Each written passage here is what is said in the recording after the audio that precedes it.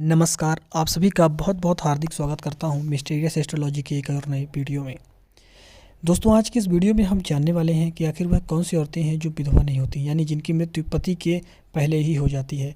ऐसी औरतें बहुत ही सौभाग्यशाली होती हैं। बहुत ही सरल भाषा में आपको आज की इस वीडियो के माध्यम से बताने वाला हूँ कि आखिर किस प्रकार की औरतें अपने पति से पहले ही उनकी मृत्यु हो जाती है और सौभाग्यवती प्राप्त होती हैं। वो बहुत ही महत्वपूर्ण आज का वीडियो रहेगा। बिल्कुल आपको स्पष्टता A to Z इस विषय में समझाऊंगा, स्टेप बाय स्टेप, कि कौन किस प्रकार की औरतें विधवा नहीं होती हैं और किन किन गलतियों के कारण और विधवा हो जाती हैं, किन किन गलतियों के कारण हमें कौन सी गलतियां हमें नहीं करनी चाहिए। बहुत ही महत्वपूर्ण आज ये वीडियो रहने वाला है आप सभी के लिए। देखिए, एक स्त्री का सबसे बड़ा धन होता है उसका सुहाग। उसका सुहाग यदि नहीं है तो उसका आधा जीवन तो ऐसे ही व्यर्थ हो जाता है, क्योंकि ना वो तो अपने के साथ ना अपनी बात वो किसी के साथ बता सकती है, ना ही अपना दुख किसी के साथ साझा कर सकती है। इसलिए पत्नी का जो सुहाग होता है वह उसका सबसे बड़ा धन होता है और सबसे ज़्यादा कीमती वस्तु उसके लिए होती है। तो चलिए अब जानते हैं दर्शकों कि कौन सी औरतें आखिर विधवा नहीं होती हैं। देखिए, जो औरतें अपने पति के लिए व्रत वगैरह रखती हैं, जैसे कि बहुत से व्रत बताए गए हैं हमारे ज्योतिष उपायों में, बात हमारे शास्त्रों में, पुराणों में बहुत से उपाय बताए गए हैं, बहुत से व्रत बताए गए हैं, माफ़ करिएगा। उनमें से यदि पत्नियां कोई भी रखती हैं, उनमें से यदि व्रत में पत्नियां चूक कर देती हैं, कहने का अर्थ यह है कि यदि गलती कर देती हैं तो इसका खामियाजा पति को भुगतना पड़ता है। जी हाँ, यदि पत्नियां व्रत रख रही हैं, सच्ची श्रद्धा के साथ रख रही हैं, तो निश्चित तौर पर उनके साथ कभी गलत नहीं होगा। यदि उन्होंने कोई गलती नहीं की है तो निश्चित तौर पर ऐसी स्थिति में कभी भी वह विधवा नहीं हो सकती। क्योंकि देखिए, ऐसा संकट उसी के ऊपर आता है जो कुछ न कुछ गलती करता है। बाकी आप दूसरे लोग को देख लीजिए, सबके ऊपर ऐसा संकट नहीं आता है। कुछ इसका कर्म पर भी प्रभाव होता है, लेकिन हमें अपने से जो सावधानियां बरतनी चाहिए वह मैं आपको बता रहा हूँ। यदि आपने गलत कर्म किए हैं तो निश्चित उसका परिणाम आपको मिलेगा। इस जन्म में नहीं तो यदि आप पूर्व जन्म में भी कुछ गलत कर्म आपने किए हैं, कृतकर्म सही आपके नहीं हैं, तो निश्चित तौर पर उसका आपको तो भुगतना ही पड़ेगा। चाहे आप कितने भी अच्छे व्रत रख लें, चाहे आप जो भी कर लें, लेकिन हमें जो अपनी तरफ से सावधानियां रखनी चाहिए उसके विषय में चर्चा करेंगे। सबसे प्रथम चीज़ है वह यह है कि व्रत में जो भी औरतें चूक नहीं करती हैं, गलतियां नहीं करती हैं, सच्ची श्रद्धा से, सच्चे मन से और पूरे नियम पूर्वक व्रत रखती हैं, उन वह पत्नियां कभी भी विधवा नहीं होती हैं।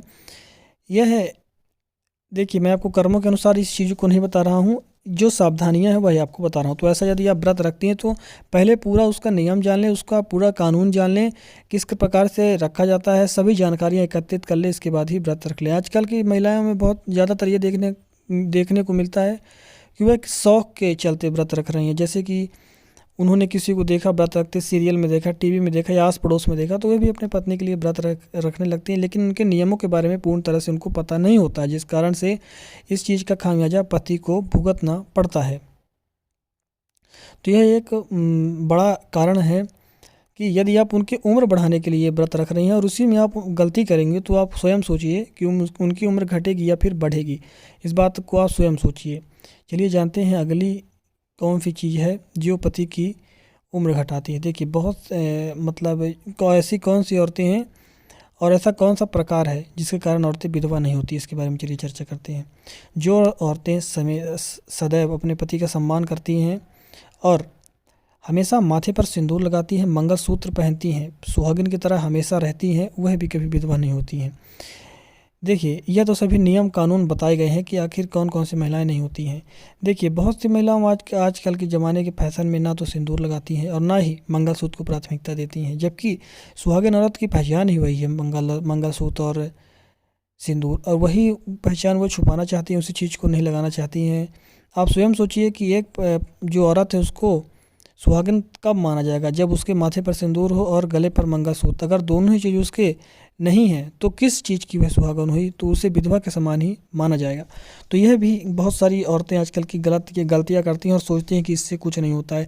इन्हीं सब छोटी चीज़ों का प्रभाव पड़ता है और बड़ा असर एक बार ही दिखा देता है, जिसका खामियाजा ज़िंदगी भर आपको भुगतना पड़ता है। तो यदि आप सच्ची सुहागन बनना चाहती हैं, सच्ची सुहागन यदि आप हैं, अपने पति का सम्मान करें, कैसा भी आपका पति हो उनका आपको सम्मान निश्चित तौर पर करना चाहिए, क्योंकि वह आपके भगवान के स्वरूप हैं। जिस प्रकार से आप भगवान का मान सम्मान करती हैं, इसी प्रकार से उनका भी आपको मान सम्मान करना चाहिए।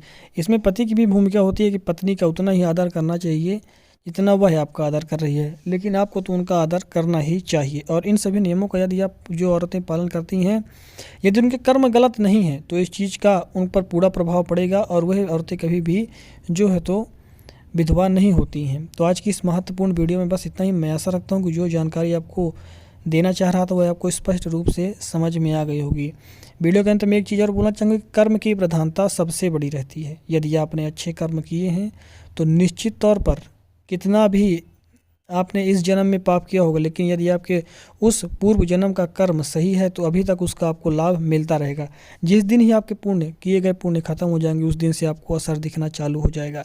इसलिए भगवान का जो नाम जप है, जो भी आपको नाम जप पसंद हो, जो भी है आप एक नाम जप पकड़ लें और उसे रोज़ाना जपना चालू कर दें, जिससे यदि पूर्व में भी आपने कोई गलत कर्म किए हैं तो वह भी आपके धुल जाएंगे और इस जन्म में भी जो आपने गलत कर्म किए हैं वह भी सुधर जाएंगे। लेकिन इसके साथ यह भी आवश्यकता रखने यह भी बात याद रखने की ज़रूरत है कि आचरण भी आपके शुद्ध होने चाहिए, आचरण भी आपके सही होने चाहिए। ये नहीं कि आप एक तरफ नाम जप कर रहे हैं और दूसरी तरफ आपके आचरण और आपके स्वभाव बहुत ही बेकार हैं। ऐसा बिल्कुल भी नहीं होना चाहिए, तभी आपको इसका बराबर लाभ मिल पाएगा।